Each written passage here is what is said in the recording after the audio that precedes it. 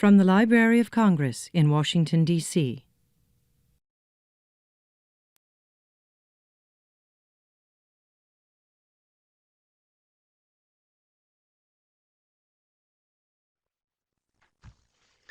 Hello again, everyone. This is Cheryl Letterly from the Library of Congress, and welcome to this conference session, Provoking Inquiry Through Primary Sources. It is my terrific pleasure to introduce our presenter, Barbara Stripling. Barbara Stripling is a Senior Associate Dean and Assistant Professor in the School of Information Studies at Syracuse University. In her 35-year library career, Stripling has been a school librarian, a school district director of libraries, a library program director, and most recently, director of library services for the New York City schools. She is a past president of the American Library Association. She received her doctorate from Syracuse University in May 2011. Before I turn this over, I'll have a couple of housekeeping bits. We are recording the session, and it will be available for viewing next week at loc.gov/teachers. So if you miss anything, or you have friends who say, wow, I wish I could have heard that, direct them to that recording. We're also live tweeting, and if you'd care to follow it, the information for that is up on the screen.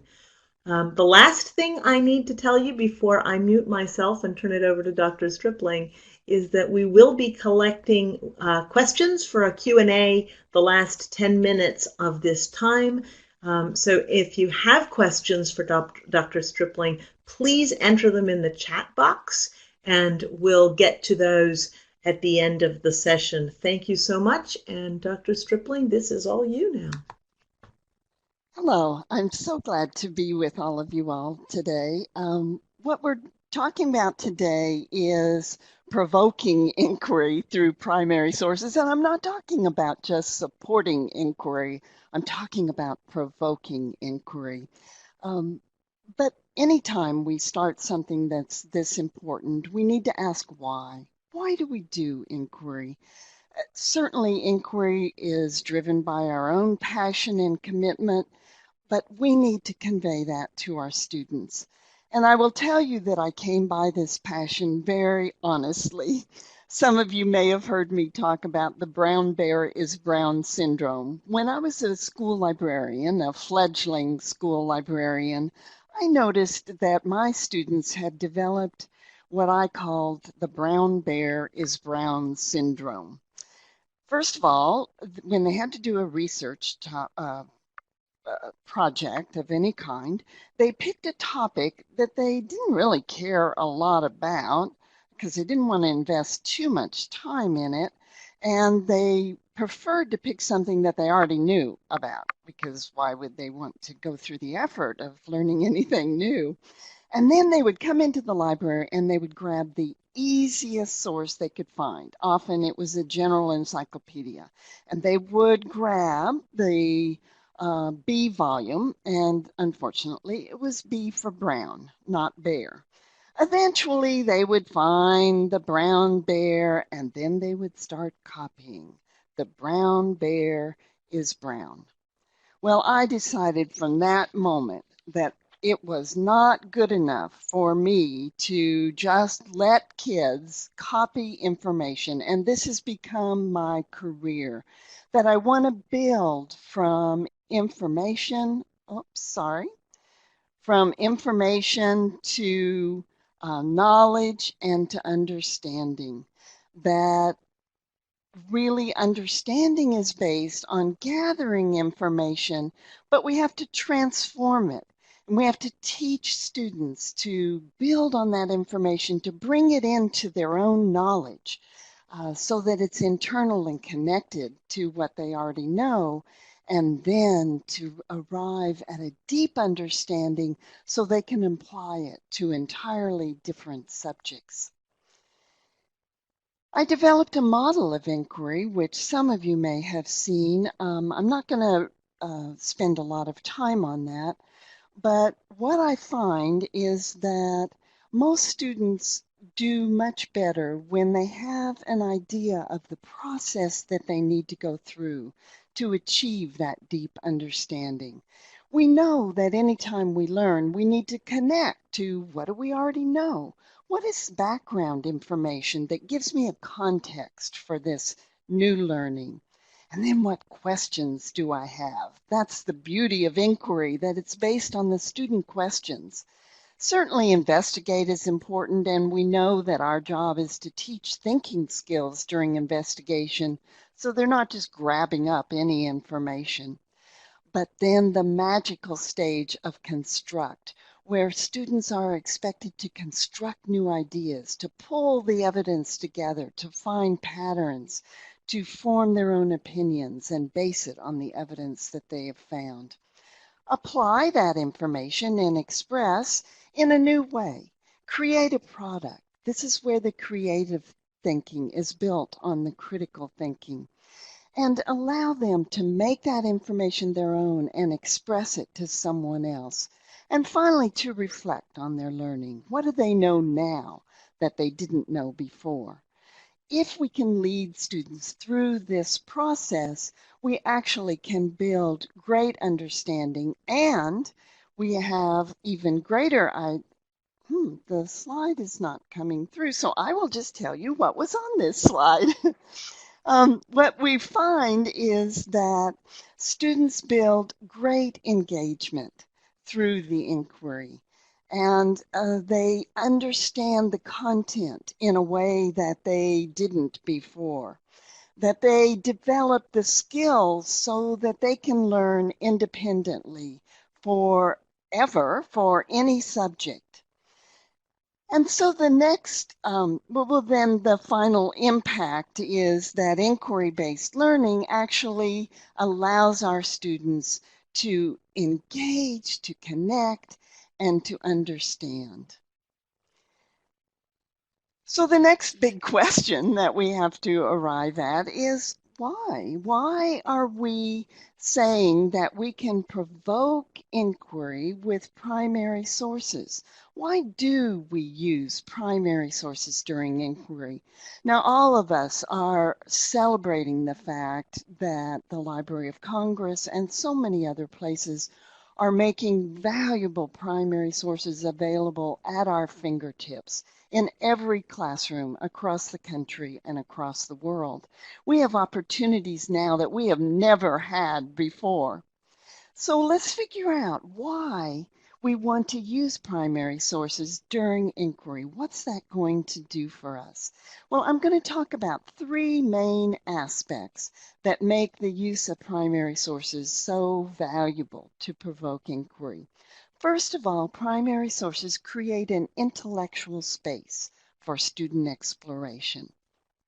Students have that room to grow and think and discover.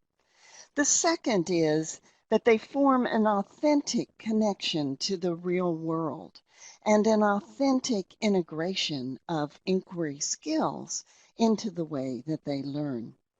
And the third thing that I wanted to mention is how the use of primary sources enables the development of empathy. For me, that's pretty much of a bottom line. I want my students to be able to empathize with others, and that can be achieved through primary sources. So let's look at the first aspect, that primary sources create an intellectual space for student exploration. And I decided to pick an example just because it's easier to connect to something when you have an example. So I decided to pick women's suffrage for a number of reasons, but one is that there are many perspectives on that, and that is actually the skill that I want to talk about that we would develop. So if I were doing a unit on women's suffrage, I often start with the background, the background information. I've condensed it here, but what we need to know is that women didn't have the right to vote, but they started this push for enfranchisement in 1848 in Seneca Falls, New York. After the Civil War, they increasingly agitated for the right to vote and became louder and joined forces. But not until August 26, 1920, was the 19th Amendment passed that granted the ballot to American women. So get the context of the time and how it was achieved. And remember 1920. So that's a connection. But what we're going to do then is to look at a couple of primary sources with the idea of thinking about what inquiry questions. We're talking about the intellectual space. So how do the primary sources then provoke us to ask interesting inquiry questions? The Library of Congress has provided a wonderful primary source analysis tool that starts with observation, leads to reflection, and that's inference. It's what is your own opinion about that? What does your observation make you think of? And finally, to come up with some questions that you might want to ask. So we're going to short circuit this a little bit, and I'm going to show you a couple of sources on women's suffrage, and we'll just work through the process a little bit to see how it opens up the space for questioning, because all the information isn't already there. This particular photo comes from 1917. Now remember, women's suffrage came through the 19th Amendment in 1920. So this is part of the campaign that women conducted across the country for their rights. Notice the Kaiser Wilson. I would just point out that one observation and think about the context of World War I and what Kaiser meant to people at that time. So I'll give you just a moment to think about, what do you see there? And what do you think about when you see that? And what questions do you have?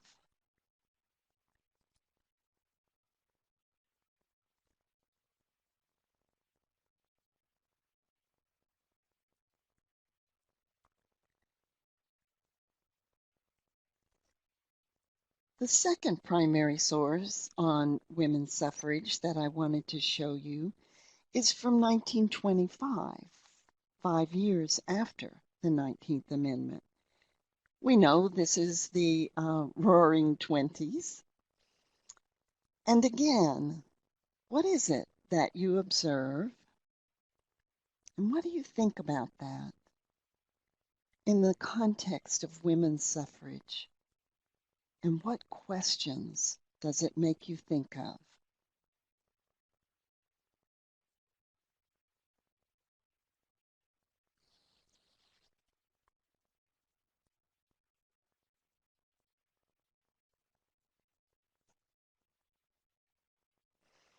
I don't know, let's see. I guess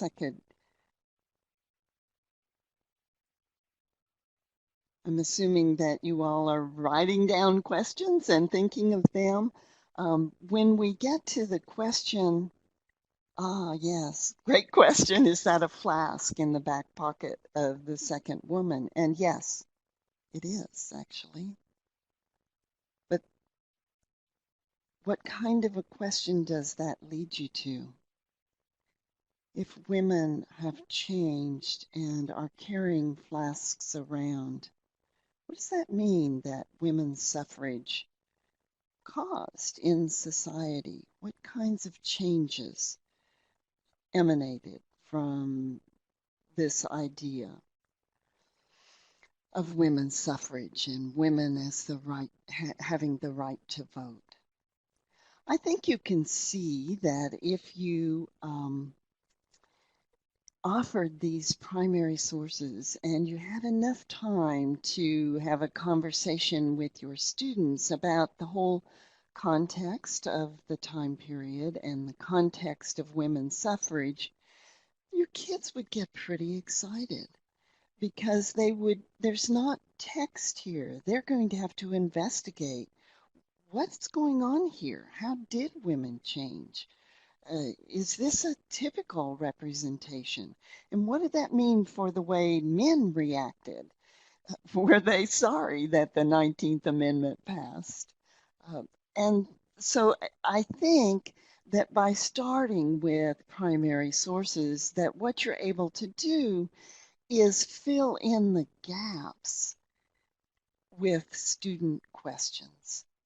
And all of a sudden, the questions are their own. They're not just asking who, what, when, where questions that they could capture in text, but they're really asking why and how. And yes, you all are getting right into point of view and and the point of view of the cartoonist as well as the point of view of people living at that time. So I think it's extremely interesting to start and to provoke kids' thinking by giving them just enough information through a primary source that there is space for them to come up with their own questions, their own piece that they're interested in pursuing. The next piece that I wanted to talk about is the idea of primary sources as an authentic connection to the real world and authentic integration of inquiry skills. Now, to me, authentic means that it is real life, but it also means that it's complex because we know real life, there's not just one right answer, there's not just one way to interpret something, not just one source of information. And it's amazingly complex as we live in our authentic life. And then sometimes history, for example, gets boiled down into 3 causes for the Civil War. But we know it's much more complex than that. And we can bring out that complexity by giving a variety of primary sources showing different perspectives. Through primary sources, we can show that it wasn't bottled down into 3 bullet points. But another piece, which is almost the opposite side, which drives kids to do even more inquiry, is that they may not understand what's going on because they lack a context. And so they are driven to figure out, well, what is going on here? I see this photo or I see this document, but what's the context that this occurred in?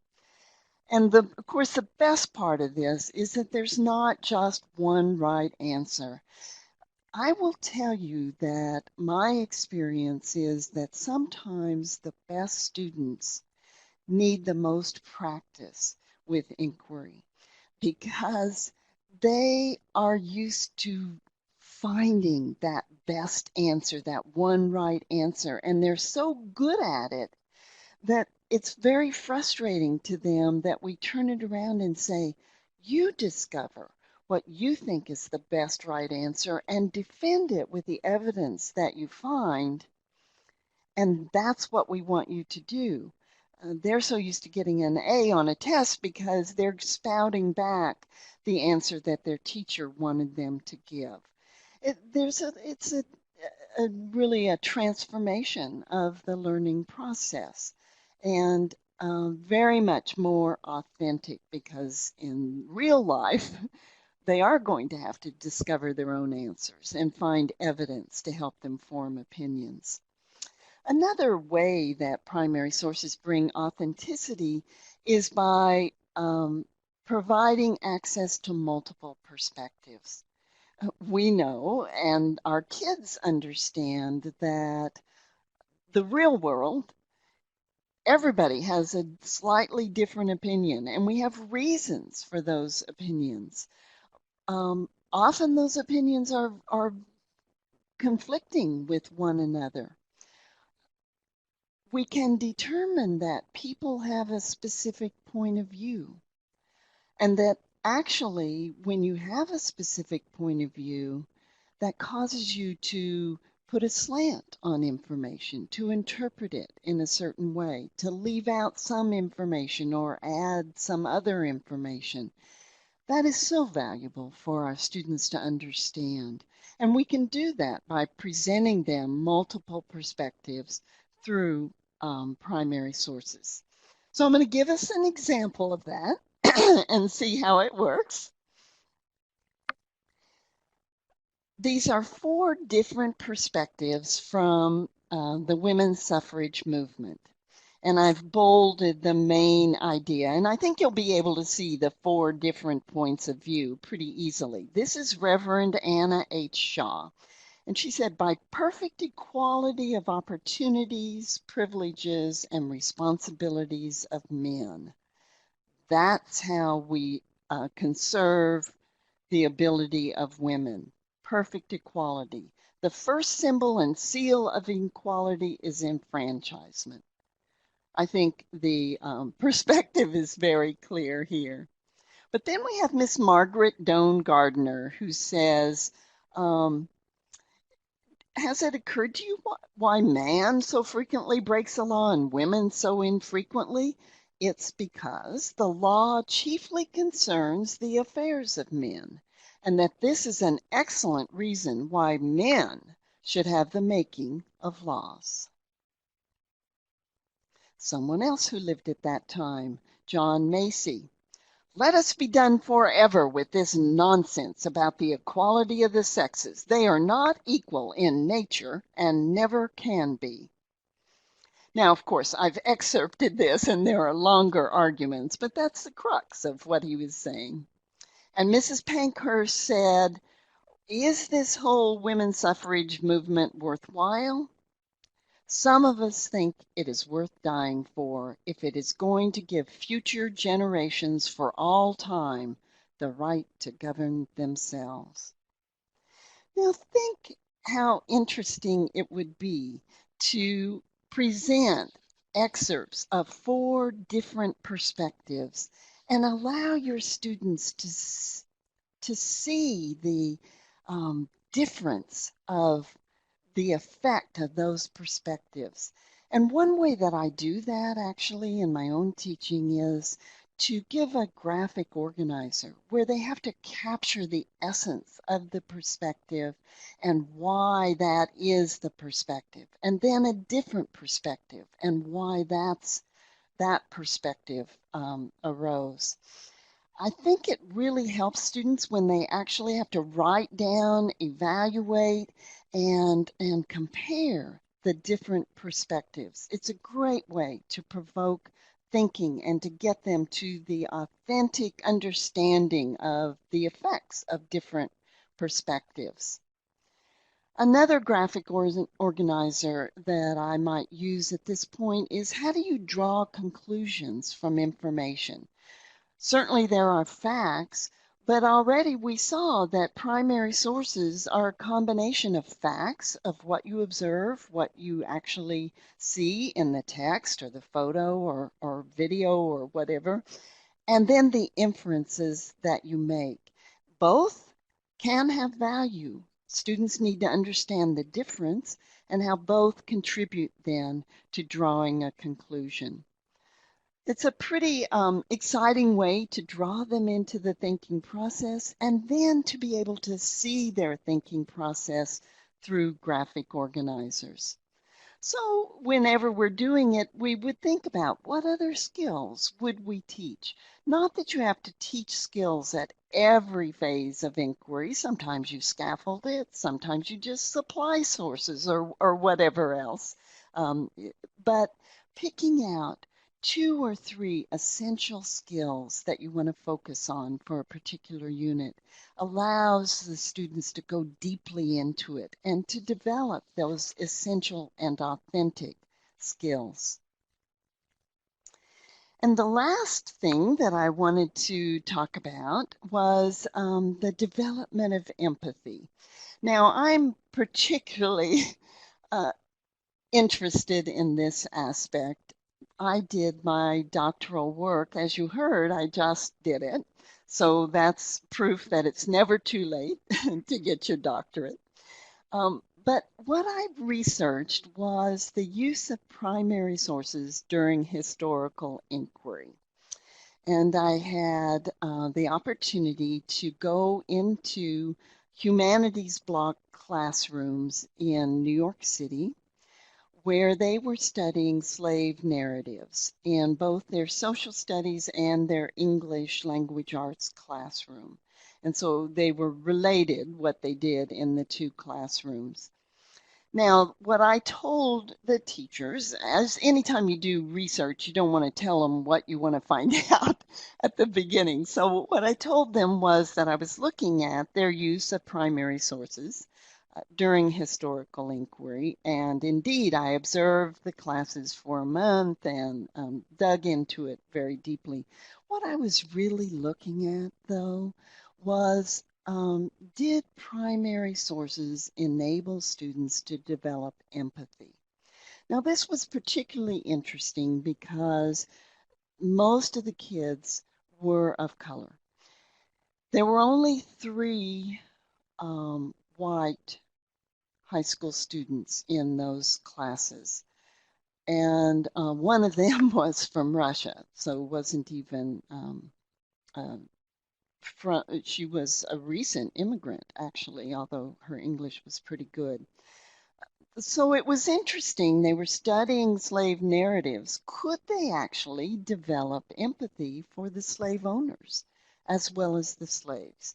And it was a good test to see if primary sources helped leverage the development of empathy. So let's just go back a little bit and talk a little bit about what empathy is. Sometimes it's confused with sympathy, feeling sorry for someone. But really, empathy is the ability to make sense of what someone did, a decision that somebody made, a perspective that somebody held, an action that somebody took based on the actual context of the situation. Can you understand why that person made that decision or performed that action, even though you may not agree with it, but you understand the pressures that were on that person and why that decision was made? Um, it's a very important aspect, I think, of the dispositional learning for our students. It is my hope that inquiry will be a way in to help them develop the attitudes and dispositions that enable them to participate actively in the world, to understand others, to keep on learning, to understand the human connection of learning. And so I'm finding that empathy is even more important than I ever realized it was when I think about social media and about connections across the globe. One of the issues with social media is that our students are reading Twitter feeds and grabbing short blog entries, etc., from places that are beyond the scope of the context that they understand. And they're making judgments without understanding the context. So this is something we really need to help students understand what it means to really empathize and not just make judgments or sympathize. And I also find it important when we have access to so many other cultures through our global connections. I don't believe we can actually understand other cultures unless we can empathize, unless we can develop that deep understanding that comes through empathy. And so it's not just the primary sources, but it's understanding how to use primary sources to develop empathy that I think is important for our students. There's another reason why I think empathy is so important. Students honestly cannot really know themselves until they understand others. That by stretching themselves to understand why others made a decision in a particular context, that enables them to understand themselves and why they make their own decisions. Now, I don't know how many of you all are working with high school students, but I would say that middle school and high school students, that's what they're all about. They need to understand themselves. And when we can use um, primary sources and inquiry to provide a way in for them to understand themselves and others, that's pretty powerful. There are a couple of kinds of empathy that we need to be aware of. And the first is cognitive empathy. And that's really largely what I've been talking about, certainly with the slave narrative unit.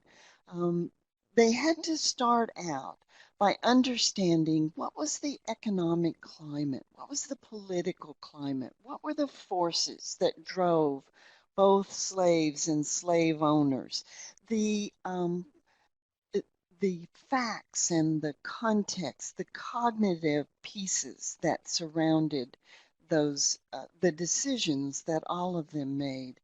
Um, and our students needed then to find the multiple perspectives. At some point, they needed to read things from slave owners. They needed to not just read slave narratives, but to get that other side, or those other sides, actually.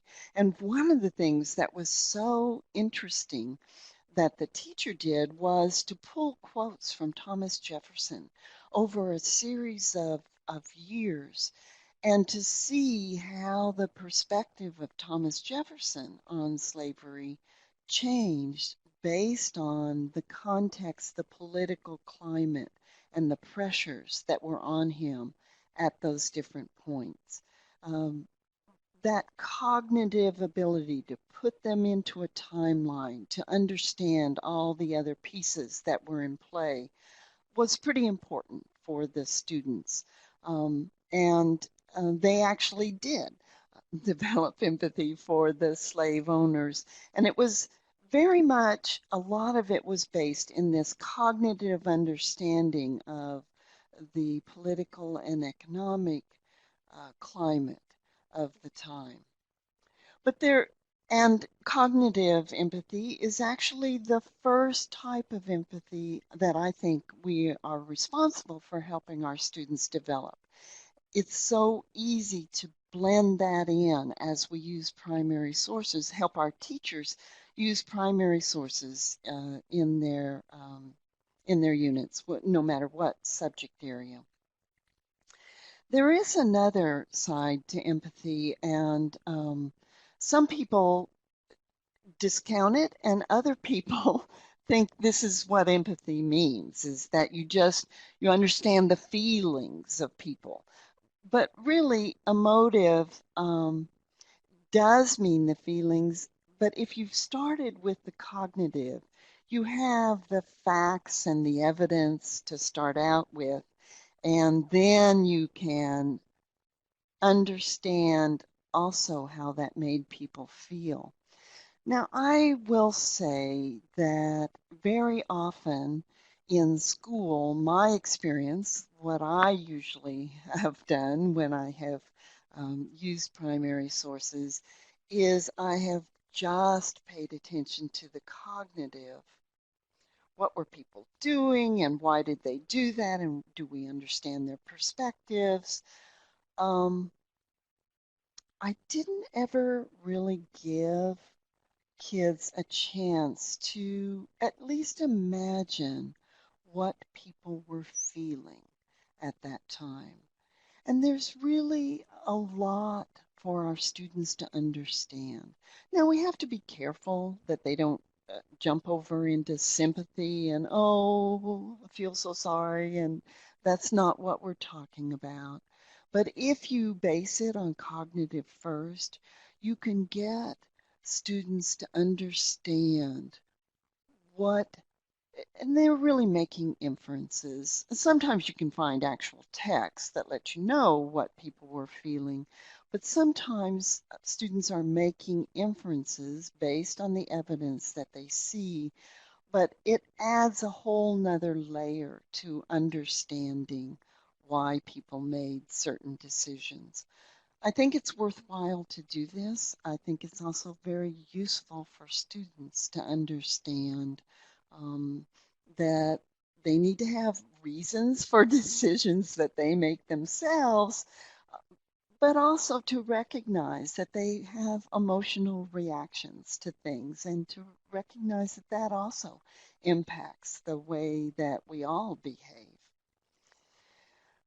One of the examples that is recent that shows the importance of context, of understanding what was going on for the development of empathy, arose, it really hit home with me when I saw some of the early videos about the Common Core, where the example was that we would use Martin Luther King Jr.'s letter from a Birmingham jail. And what was stressed in all of the videos I saw and the model lessons was that students needed to do close reading of this letter and not pay attention to anything else, that the meaning was held in the text and we needed to hold them to that text. Well, my librarian brain immediately went, no, because I know how important context is. And I started thinking about all the things that our kids would need to understand in order to understand the impact and the whole rationale for this letter. They would need to understand the lunch counter sit-ins, and not only the facts, but also what were those young people thinking and feeling when they were sitting at that lunch counter. They need to understand the whole realm of the 1960s. What was going on? Very different time, and our students won't understand that necessarily unless we help them have that context. If they don't know anything about the civil rights movement, well, there's no way that they can um, actually understand anything about this letter. The Mississippi Freedom Summer, the Montgomery bus boycott. Now, you can't do everything, but I would pick some of the pivotal contextual items and make sure that students could understand this primary source based on their understanding of the context. And what we'll find is that they then develop a much deeper sense of what was going on, and they develop empathy for all the players here, not just Martin Luther King, but some of these other clergymen, maybe even the police who put him in jail. We have a role to mediate this development of empathy. And I've listed some of the strategies that we can use. You all have your own strategies, and we develop those over time. Certainly questioning where we probe what students are thinking and help them ask critical questions of the text or of the photo. One of the pieces that I wanted to point out that turns out to be very important, a lot of times we poo-poo the idea of vocabulary and how important it is. But I encountered some primary sources that have what you might call politically incorrect vocabulary. And one of them was available. It was a photo available through the New York Public Library. And the caption of the photo of people in the photo was "Idiot Asylum." And I find that very offensive. However, what I had to recognize is that was the common vocabulary that was used at that time. And it was not meant to inflict horrible political incorrectness. Um, our students need to understand that language changes over time and that when they're encountering primary sources from other eras, they may actually encounter something, and that's part of developing empathy, is understanding the context of the time and how that vocabulary was used in that time and what was really meant by it. So that's just one of the mediation things that we may find that we really have to help students develop. So we need to probably end with, so why? Why do we provoke inquiry with primary sources and use secondary sources? And the answer, I think, is in all of us. I think we all develop a passion. The passion is, of course, based on students. It is enabling and empowering our students to reach the highest levels that they can through their own independent investigations. I have one example that I wanted to share that was so profound for me that I can't put it aside because to me it encapsulated every reason why we would want to provoke inquiry and enable our kids. I was in an elementary library in New York City that had been renovated through a grant, sitting next to a second grade boy who was there for the celebration. We were making small talk before the celebration started, and he turned to me. I said hi or something, and he turned to me and he said, "Ask me anything about American presidents." And I went, okay. Took me aback a little. And he said, "I've read every book in the library on US presidents. You can ask me anything. I'm an expert." And I thought, that's it. That's exactly why I do inquiry. I want every one of my students to feel like he or she is an expert. So I think we now have time for questions. I just wanted to give you one link of, we have developed a continuum of skills in New York that has a lot of these inquiry skills, and it's organized by inquiry phases that you may want to go into. There are graphic organizers already done in Word for the priority skills at each grade level, and you should feel free to come in and adapt or adopt or pick anything that you want and use it however you want. So now we have time for questions. Thanks so much, Barbara. This is Cheryl again. I've been harvesting questions, and Margaret asked if you can identify any resources, particularly charts or tables, that show developmentally what would inquiry look like as students move from kindergarten through fifth grade. So looking at inquiry in the lower grades. I'm going to mute myself and let you answer. Yeah, I think we all struggle with it, and the idea is that we don't put off inquiry, that you can start it in first grade. I recommend that information fluency continuum that I just showed you at that link. It is K through 12, and so we tried to define the specific skills. But I'll give you an example of first grader, and I was working with a librarian who was doing an author unit with the students, and they were talking about the books, and one of the authors was Patricia Polacco. So she had read for 2 or 3 weeks a book by Patricia Polacco, and they would talk about it. And about the third week, she started reading the story, and one little first grader said, "Wait a minute." And he went running over to the shelf, pulled off the book they had read the week before, went through the book, and he said, "Here, it's the same quilt." And she said, "Well, yes, great." And he said, "Why is this quilt faded and the other one isn't?" Now that's an example of inquiry in action at first grade. And so she kind of waited. And he said, "I know why.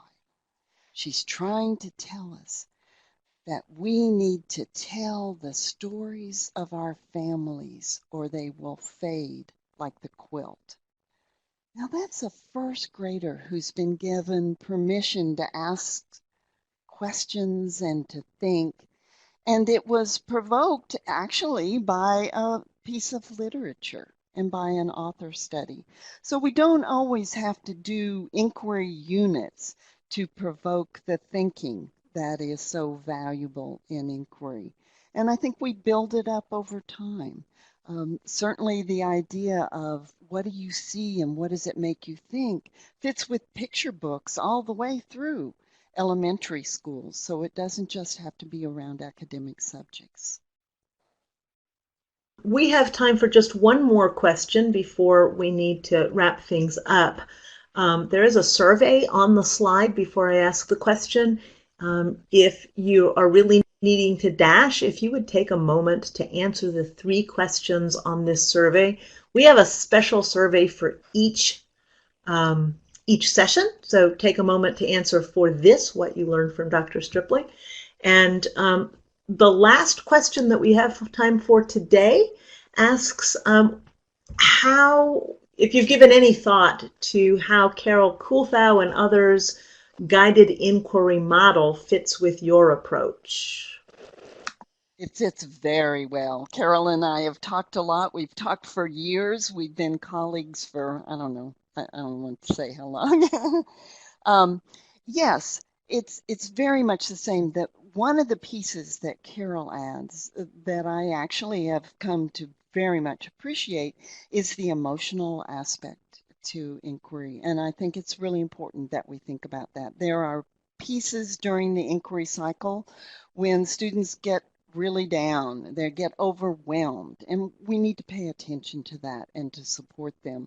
But also the whole guided inquiry approach means that we're working with teachers and we are developing this together, and you don't just throw it at somebody, but that you can build this over time and build a whole program that integrates inquiry throughout the school and supports the collaboration between teachers and librarians. I think it's a wonderful model.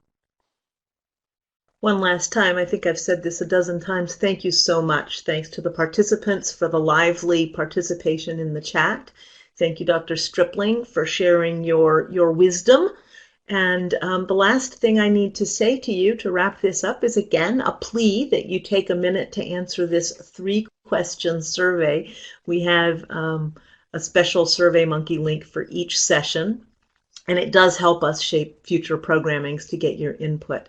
Also, for completing this session, you have earned a certificate for 1 instructional hour, and you will receive an email within 5 business days with directions to access that certificate. So thank you very much. I am going to end this meeting now. Again, thank you so much. This has been a presentation of the Library of Congress. Visit us at loc.gov.